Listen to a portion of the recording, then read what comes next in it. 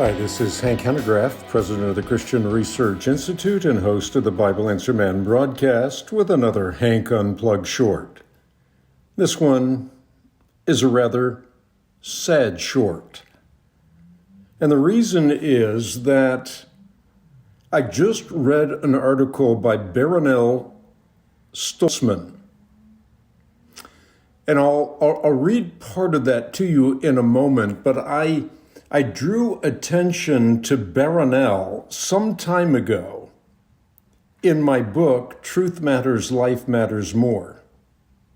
It was as a result of reading an article in the Washington Post. It was her article titled, "I'm a florist, but I refuse to do flowers for my gay friend's wedding." In that article, Barronelle noted that Rob Ingersoll was one of her favorite clients. She says, "I knew he was gay, but it didn't matter. I enjoyed his company and his creativity." Well, Rob asked her to create a floral arrangement for his marriage. And Barronelle said that she could not participate in this because it violates principles that were at the very core of her faith. She felt badly that she could not share this day with Rob and make a floral arrangement for his wedding to a man. So she took his hands, said she was sorry, and after providing Rob with the names of 3 floral artists who could make his same-sex wedding special, they hugged. Well, she could hardly have imagined what would happen next. First, she was sued by Washington State Attorney General Rob Ferguson, and then shortly thereafter, Rob and his partner filed suit as well. Now, Barronelle noted that she had employed gays and lesbians, that Rob had been a longtime customer, and that he had many other wonderful vendors that he could have chosen from. But nonetheless, the state and the same-sex couple were determined to impose their will. They were determined to punish her.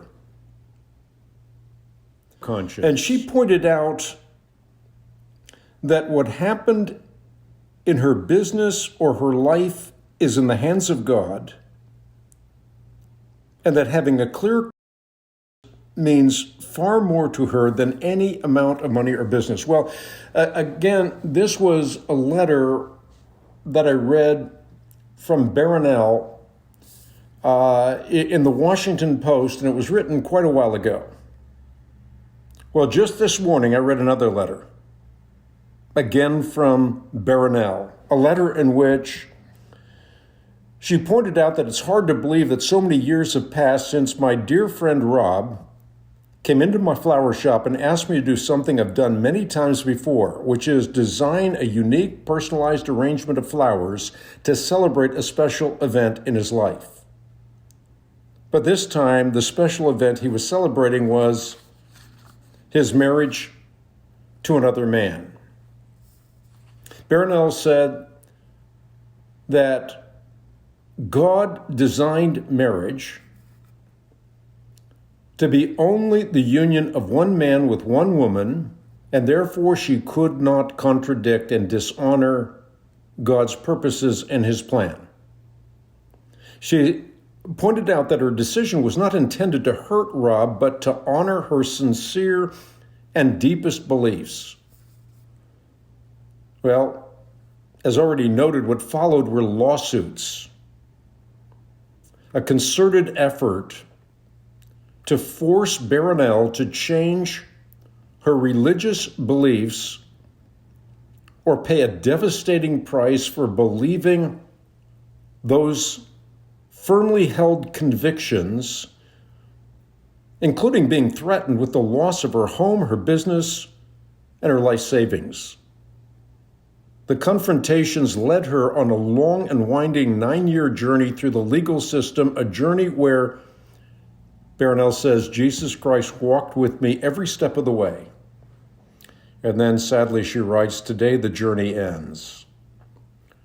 Why? Because from the beginning I've been asked no more,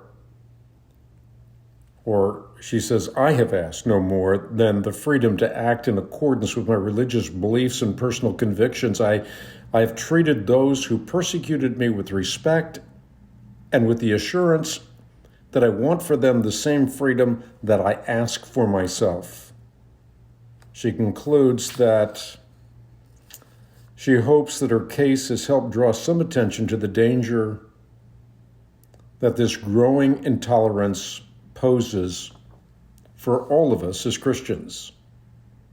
In the end, she paid up and then passed her legal torch on to other artists like Lorie Smith, whose case may well be heard in the U.S. Supreme Court. I love the way she ends her letter today. She says, if you've prayed for me, thank you. If you've hated me, well, I've prayed for you. And as my case closes, I pray that God will give you the freedom of your conscience, protect your right to make your own choices, whatever they may be,